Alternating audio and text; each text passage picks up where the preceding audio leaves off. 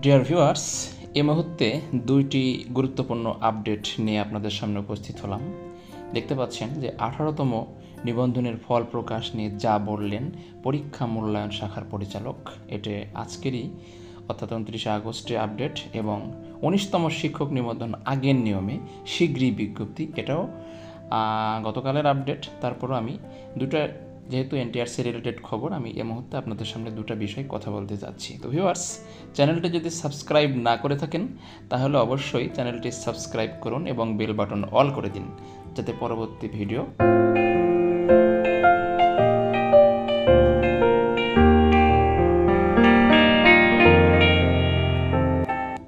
আপনার কাছে খুব সহজেই পৌঁছে যায়।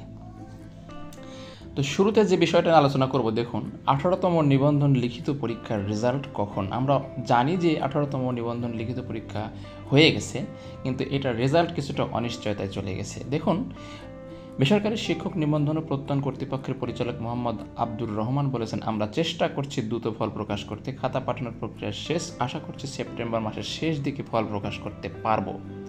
আসলে এনটিআরসি এর 2005 সালের যে বিধি, সেটা অনুযায়ী খাতা 60 দিনের মধ্যে দেখানোর কথা, রেজাল্ট দিয়ে দেওয়ার কথা, কিন্তু এবার যে দেশটা অস্থিতিশীল পরিস্থিতির মধ্যে পড়েছে, সে কারণেই দেরি হবে। তিনি বলেন, গতকাল বুধবার খাতা পাঠানোর প্রক্রিয়া শেষ হয়েছে, খাতা মূল্যায়নের জন্য পরীক্ষকরা 30 দিনের সময় পাবেন।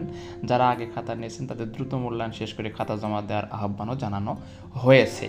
কিন্তু কথা হচ্ছে, বর্তমানে যে চলমান অবস্থা, এই অবস্থাতে 11 সেপ্টেম্বরের মধ্যে রেজাল্ট হওয়ার কথা ছিল, সেটার সম্ভব হচ্ছে না। অর্থাৎ সেপ্টেম্বর মাসের শেষ দিকে যে তিনি জানিয়েছেন যে রিটেন পরীক্ষার 18তম রিটেন পরীক্ষার রেজাল্ট হওয়ার একটা সম্ভাবনা আছে।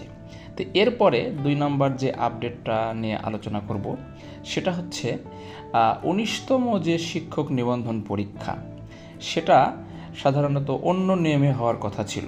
আওয়ামী লীগ সরকার পতনের ঠিক আগ মুহূর্তে একটু প্রজ্ঞাপন জারি হয়েছিল, কিন্তু সেটা এখন আর সম্ভব হচ্ছে না। দেখুন কেন সম্ভব হচ্ছে না, যে 19তম নিবন্ধন পরীক্ষার আপডেট, এই আপডেটটা দেখলে যারা 19তম পরীক্ষা অংশগ্রহণ করবে তারা একটা পুরোপুরি ধারণা পেয়ে যাবেন।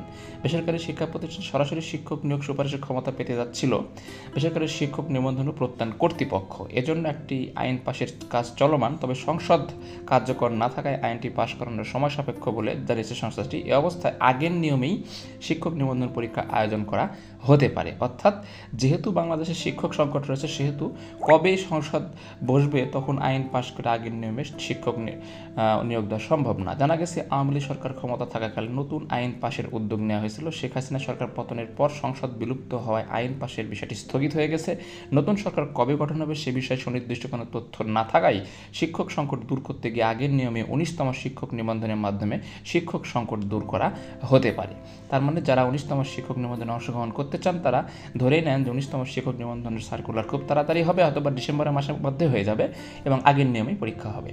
এনটিআরসির সদস্য মোহাম্মদ নুর আলম সিদ্দিকী বলেন, আইন পাশ কিংবা শিক্ষক নিবন্ধন প্রক্রিয়া সংক্রান্ত কোনো কিছুই এ মুহূর্তে বলা যাচ্ছে না।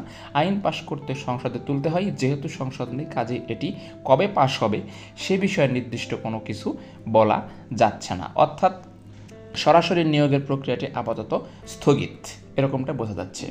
এনটিআরসির সূত্র জানিয়েছেন, দেশের শিক্ষা প্রতিষ্ঠানগুলোতে তীব্র শিক্ষক সংকট রয়েছে, এটা অবশ্য সত্যি কথা।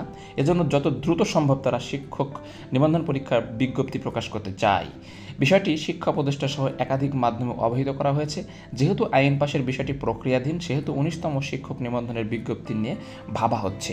সুতরাং আপনারা বুঝতে পারছেন ভিউয়ার্স, যারা 19তম শিক্ষক নিবন্ধন পরীক্ষায় অংশগ্রহণ করতে চান তারা আগের নিয়মেই পরীক্ষা বসতে হবে, এবং 19তম শিক্ষক নিবন্ধনের মাধ্যমে বর্তমান দেশে চলমান শিক্ষক সংকট রয়েছে সেটা দূর করা হবে। তাছাড়া কবে আবার সংসদ বসবে, সেখানে আইন পাশ করে সরাসরি শিক্ষক নিয়োগ প্রক্রিয়ায় যাওয়া এনটিআরসি এর জন্য অত্যন্ত একটা কঠিন ব্যাপার। তো মূলত এই বিষয় দুটো জানানোর জন্য আপনাদের সামনে উপস্থিত ছিলাম। ভিডিওটি ভালো লাগলে লাইক, কমেন্ট, শেয়ার করে সকলকে জানিয়ে দিন। ধন্যবাদ।